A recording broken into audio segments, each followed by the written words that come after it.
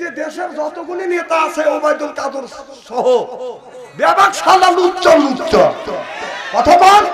আবার খালি কইছে যাইছো খেলা হবে খেলা হবে, খেলা খেলবে যাচ্ছে। বাঙালি যখন খেলার জন্য রেডি হয়ে গেছে উনি খেলা বাদ দিতে পলা গেছে, মাঠে ব্যথা নাই। দেশটা দেউলিয়া বানাইছে সাবেক প্রধানমন্ত্রী, দেখতা দেশটা দেউলিয়া বানাইছে সাবেক প্রধানমন্ত্রী। কি হকটা ছায়না দিলে আল্লাহর আদালতে আসামি হবে। ওই যে সোনার দেশটা শ্মশান বললো লুইটা পুইটা খাইয়া রে প্রধানমন্ত্রী, দেশটা দেউলিয়া বানাইছে সাবেক প্রধানমন্ত্রী। কোথায় রইলেন কামরুল ইসলাম, কোথায় কাদের কাকা, কই গেল সে ওই মহিলার চেতান চেতান কথা কয় না। কোথায় রইলেন কামরুল ইসলাম, কোথায় কাদের কাকা, কই গেল সে ওই মহিলার চেতান চেতান কথা। ওরে দলের মানুষকে ভাষাইয়া, দলের মানুষ ভাষাইয়া দিল্লি করলে ভাষাবে প্রধানমন্ত্রী, দেশটা দেউলিয়া বানাইছে সাবেক প্রধানমন্ত্রী। আমরা কেন আলহামদুলিল্লাহ বলবো? আমার নবী বললেন সাহাবীরা আমি যা জানি আল্লাহ যা আমার জানা তুমি তা জানো না। কারণ একটা হাসিতে, একটা হাসি দিলে শত শত যার জীবনের ভিতর থেকে বাদান বের হয়ে যায়। এই জন্য আল্লাহর প্রশংসাই করবে আলহামদুলিল্লাহ, আর যারা পাশে শুনবে তারা বলবে ইয়ারহামুক আল্লাহ, সুবহানাল্লাহ বললেন না? এই কথাটা 1450 বছর পরে আসিয়া বিজ্ঞানীরা বাদান গবেষণা করলেন, রিসার্চ করলেন, গবেষণা করিয়া দেখেন 1450 বছর আগে আমার বিশ্ব নবী বলেছে আপনার একটা হাসিতে শত শত যার জীবনের ভিতর থেকে বের হয়। এখন বিজ্ঞানীরা আমার নবীর কথাকে সমর্থন করিয়া দুনিয়ার মানুষেরকে জানিয়ে দিয়েছে একটাবার হাসি করলে আপনার ওই আপনার হাসির ভিতরে যেই আপনার যার জীবন আছে এইটা ডাক্তার দিয়ে ওষুধ দিয়ে চিকিৎসা করলে 42,000 টাকা লাগবে, আর একটা হাসিতে 42,000 টাকার কাজ হয়। রসুল বিজ্ঞানের বিজ্ঞান, কোরআনটাই হলো বিজ্ঞান। আল্লাহু আকবার। খুব খারাপ লাগতেছে নাকি? আমি কি কোরআন হাদিসের বাইরে গেছি? একটু আগে আগে তো বসেন, একটু আগে বসেন। লা ইলাহা, হ্যাঁ একটু ধাক্কা দিয়ে গিয়েছে। লা ইলাহা, লা ইলাহা কোরআনে মার বান্ধু বেলা, হায় কাজে লাগবে মরহুম বেলা। এই কলে মার রৌশনীতে কবর হবে তোমার উজালা। লা ইলাহা, লা ইলাহা, লা ইলাহা ইল্লাল্লাহু মুহাম্মাদুর রাসূলুল্লাহ সাল্লাল্লাহু আলাইহি ওয়াসাল্লাম। মানিক ভাই আসা? আচ্ছা,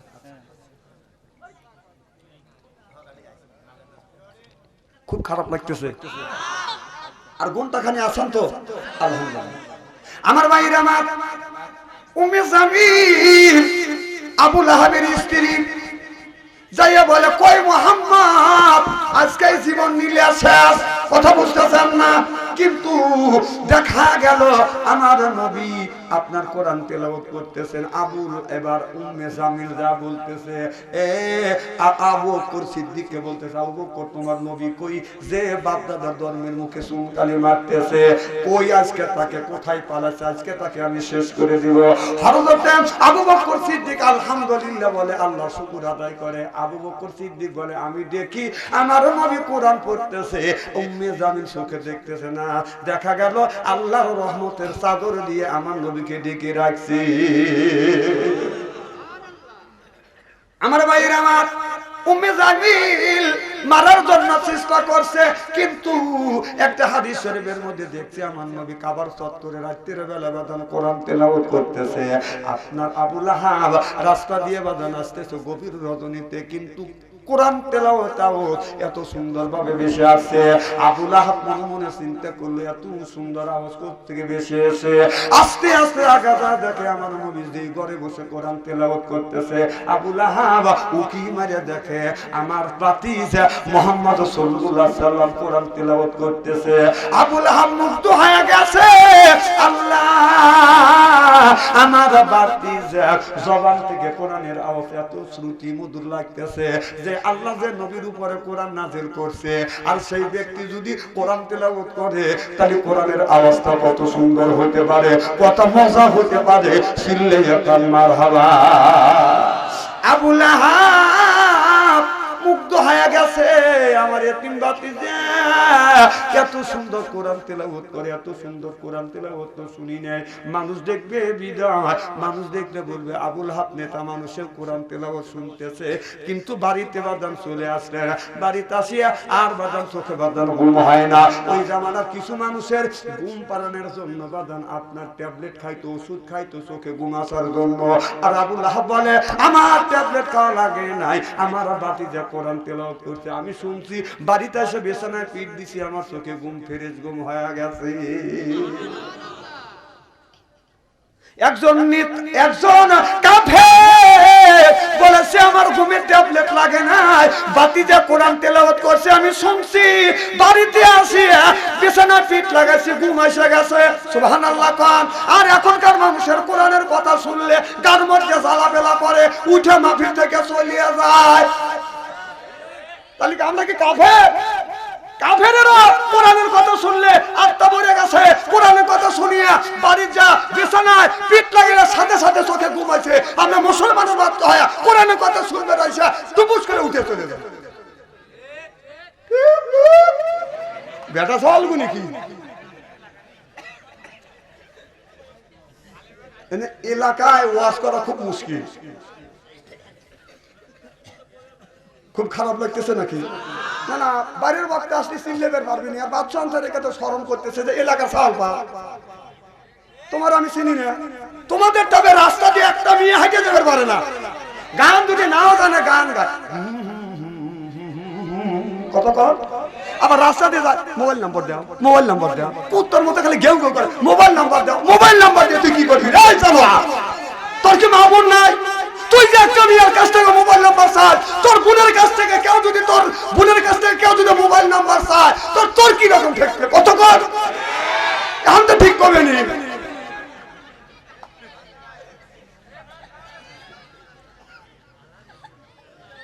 তাহলে ওয়াজ করবো তো ইনশাআল্লাহ। নারায়ণ তাকবীর। আমার ভাইয়ের আমার, এবারে আবু লাহাব রাতের বেলা গোপনে গোপনে ঘরের মধ্যে থেকে বের হয়ে, বউ যখন ঘুম আসে ঘরের মধ্যে থেকে বের হইয়া আমার নবীর কণ্ঠে বাদান কোরআন তেলাওয়াত শোনার জন্য যায় দৈনিক। সুবহানাল্লাহ, একটু জোরে পড়। হঠাৎ করে একদিন উম্মে জামিল বাদান ঘুম ভেঙে গেছে, জেগে দেখে স্বামী নাই। কই গেল আমার স্বামী? তো বিছানায় নাই, টয়লেটে গেছে, টয়লেটে যাও খোঁজে বাদান পায় না, বাড়ির চতুর্দিকে ঘুরছে বাদান পায় না, না পায়া মনটা খারাপ করে বারান্দায় ঘরে দরজায় বসে আছে। আমি জানি আমার স্বামী নেতা হলে কি হবে, লুচ্চ আছে। এই যে দেশের যতগুলি নেতা আছে ওবায়দুল কাদের সহ ব্যাপক সালা লুচ্চ লুচ্চ কথা বল। আবার খালি কইছে যাইছো খেলা হবে, খেলা হবে, খেলা খেলবে যাচ্ছে। বাঙালি যখন খেলার জন্য রেডি হয়ে গেছে, উনি খেলা বাদ দিতে পলা গেছে, মাঠে ব্যথা নাই। দেশটা দেউলিয়া বানাইছে সাবেক প্রধানমন্ত্রী, দেখতা দেশটা দেউলিয়া বানাইছে সাবেক প্রধানমন্ত্রী। কি হক কথা ছায় না দিলে আল্লাহর আদালতে আসামি হবে। ওই যে সোনার দেশটা শ্মশান করলো লুইটা পুইটা খাইয়া রে প্রধানমন্ত্রী, দেশটা দেউলিয়া বানাইছে সাবেক প্রধানমন্ত্রী। কোথায় রইলেন কামরুল ইসলাম, কোথায় কাদের কাকা? কই গেল সে ওই মহিলার শয়তান শয়তান কথা কয় না। কোথায় রইলেন কামরুল ইসলাম, কোথায় কাদের কাকা? কই গেল সে ওই মহিলার শয়তান শয়তান কথা। ওরে দলের মানুষকে ভাষাইয়া দলের মানুষ ভাষাইয়া দিল্লি করলে ভাষাবে প্রধানমন্ত্রী দেশটা দেউলিয়া বানাইছে সাবেক প্রধানমন্ত্রী 41 সাল পর্যন্ত ক্ষমতায় থাকিবে নমরুদের মতো দেশটা শাসন করিলে 41 সাল পর্যন্ত ক্ষমতায় থাকিবে নমরুদের মতো দেশটা শাসন করিলে ওদের ছাত্রদের রক্ত নিয়ে কেমন খেলা খেললে রে প্রধানমন্ত্রী দেশটা দেউলিয়া বা নাইছে সাবেক প্রধানমন্ত্রী সিল্লে সিল্লে কম ঠিক কিনে যত কোন নেতা নেত্রী ধরা খাইছে 300 কোটি টাকা 400 কোটি টাকা হাজার হাজার কোটি টাকা আত্মসাৎ করছে এই টাকাগুলি আপনার টাকা আমার টাকা আপনার ভাইয়ের টাকা আপনার বাবার টাকা একটা হাদিস শোনেন একটা হাদিস শোনেন কেউ যদি দুনিয়ায় এখানে আলেম ওলামা আছে দুনিয়ার বুকে কেউ যদি কারোর কাছ থেকে আপনার 300 টাকা 3 পয়সা পরিমাণ যদি ঋণ থাকে কথাটা মাথার মধ্যে নেন 3 পয়সা পর্যন্ত পরিমাণ যদি কেউ ঋণ থেকে মারা যায় কিয়ামতের ময়দানে এই 3 পয়সার বিনিময়ে 700 রাকাত নামাজের সওয়াব দেওয়া লাগবে কয়শো রাকাত 700 রাকাত এই সমস্ত কথা শোনার জন্য এই জন্য আলেম ওলামা দরকার তাহলে এই আপনার 3 পয়সা যদি ঋণ করে লোকটা যদি 700 টাকা নামাজের সওয়াব যদি দেওয়া যায় ওদের দরবেশ ওদের দাড়ি কেটে বলার নিছিল ও তো কয়েকশো কোটি টাকা আপনার মানুষেরটা লুটে খাচ্ছে ও কয়েকটা নামাজ পড়ছে কয় টাকা দিবে ওরা দাড়ি রাখছে ঠিক এই দাড়ি সুন্নত হিসেবে দাড়ি রাখে না এইটা মানুষকে দেখানোর জন্য কথা কর যেদিন পালা যাচ্ছে আইনমন্ত্রী আমনি হকে নিয়ে মানে একটা জাইলিয়া যে লুঙ্গি পরে তার সাথে নিম লুঙ্গি পরছি যা আমনি সে ধরছে আরে স্থানে আমনি চিন্তা করছে কে আমি ধরা বললাম দরবেশ তো বাইচে গেল তখন বলতেছে অপো ধর ওকে হলো দরবেশ বাবা ওরে বেটা শালা দাড়ি কাটছে দেখেন বাংলাদেশের কত আলেম ওলামার উপরে কত নির্যাতন করছে 16টা বছর একটা আলেম ওলামা দাড়ি কাটে না কি কোন কাটছে আর বাঙালিরা কেমন একটু ধরা শুরু করছে আর দাড়ি কেটে একবারে একটু বুঝছেন তাহলে ওরা যে মুসলমান বিশ্বাস করে কে নমরুদের বাচ্চা রাইট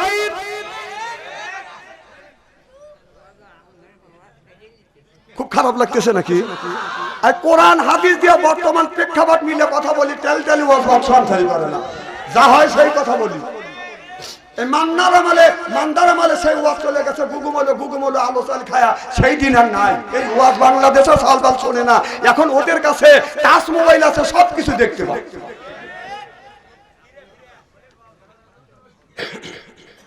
আমার ভাইয়ের আমার ভালো করে লক্ষ্য করে শুনুন এবার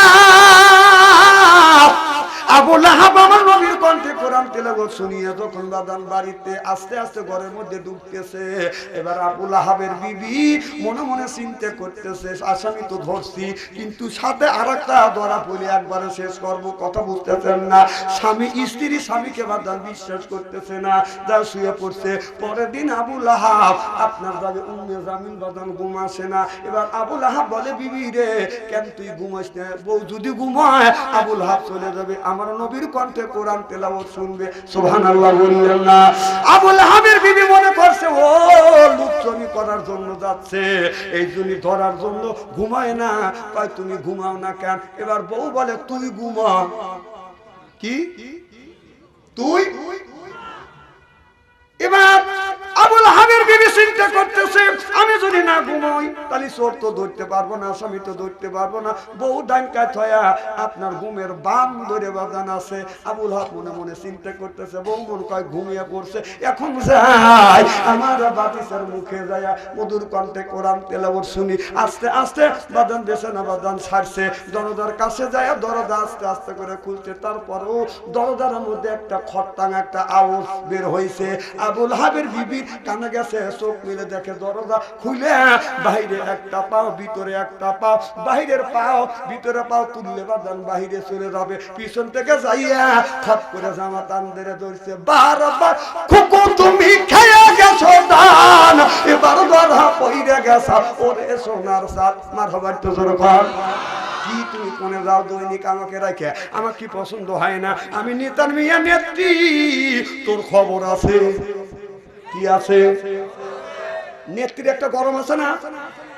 এই যে আমাদের নেত্রী আছিল এমপি সাহেব, কি আরেকটা নাম আছে না, আরেকটা নাম আছে, আমি কি তার নাম কইতেছি নাকি? বিন্দু মাসি, বিন্দু মাসি কথা কয় না, কি মাসি? বিন্দু মাসি। ঠিক এই বিন্দু মাসির মতো উম্মে জামিল আবুল হাবের বউ। আমি তো মানুষের নাম ধরে ডাকতে দেবো কন আমার ভাইরা, আমার এবার ধরে বলতেছে আমি নিতা, মেয়ে নিতা, তোর খবর আছে? ধরা পড়ে গেছি। তুই কোন মেয়ের সাথে সম্পর্ক করছিস? আবু লাহাব বলে বিবি রে, অনর্থভাবে মিথ্যা অপবাদ আমারে তুই দিস না, আমি আল্লাহর, আমি আমাদের লাহাবের আপনার কসম খায়া বলতেছি, ভগবানের কসম খায়া বলতেছি, আমি লুচ্ছমি করে যাইনি। কয় তুই কিসের জন্য যাস? কয় তুমি বিশ্বাস করবে না। কয় বিশ্বাস করবো, তুমি বলো। কয় আমি গিয়েছি, আমার এতিম ভাতিজা মাতৃগর্ভে বাবা হারাইছে, জন্মের পরে মা হারাইয়া আমার ভাতিজা ইতিম হয়েছে, আমার ভাতিজা এত সুন্দর কোরআন তেলাওয়াত করে বিবি রে, এই কোরআন তেলাওয়াতে আমাকে আকর্ষণ করে নিয়ে যায়, এদিনই রাতের বেলায় তোমাকে রাখে রাখে আমি কোরআন তেলাওয়াত শুনি।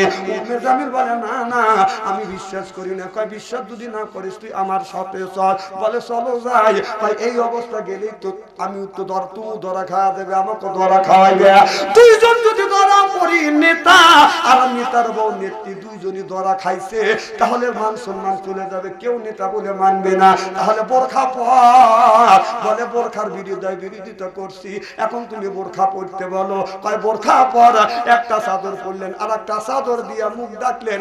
আল্লাহ কয় তুই বোরখার বিরোধিতা করছিস, দেখ আমি আল্লাহ তোকে বোরখা পরাইয়া ছাড়ছি। সিল্লাইয়া পান মারহাবা, আমাকারু আমাকারাল্লাহি আল্লাহি খায়রুল মাকিরিন।